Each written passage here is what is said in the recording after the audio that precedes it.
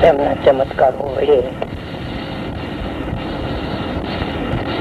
ચિહ્નો વડે, ઐશ્વર્ય સામર્થ્ય વડે, રૂપ સુંદરતા ઉજ્જવળતા વડે ઓળખે છે. વચન સિદ્ધિ, સંકલ્પ સિદ્ધિ અને ધારણા એ ચીજ ભગવાનમાં હોય છે. એ પ્રમાણે ભગવાનને શરણે આવેલા અનેક દુખિયાઓના દુઃખ ટળી જાય છે. ભગવાન સંકલ્પ કરે, સંકલ્પ પ્રમાણે દેશ દેશાંતરમાં રહેનારા ભક્તજનોના મનોરથો પૂર્ણ થાય છે. ભક્તોમાં કચાશ હોય ત્યાં ટળી જાય છે. ભક્તોને ઘણી જાતની વિડંબનાઓ હોય એ મટી જાય છે.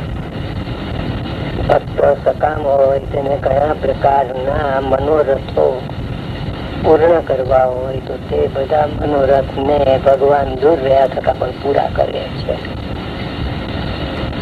કારણ કે ભગવાનમાં દૂરથી સમજવું, દૂરથી જાણવું, દૂરથી દેખવું, દૂરને પાસે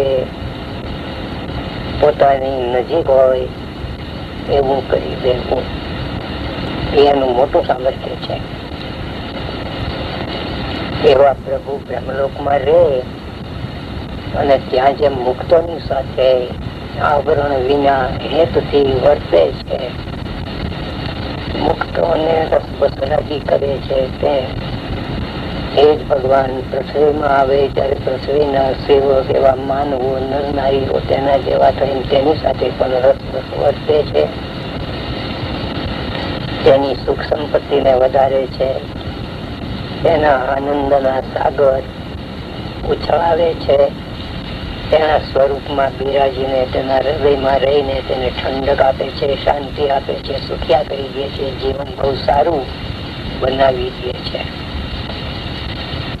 ભગવાનની એવી કૃપા છે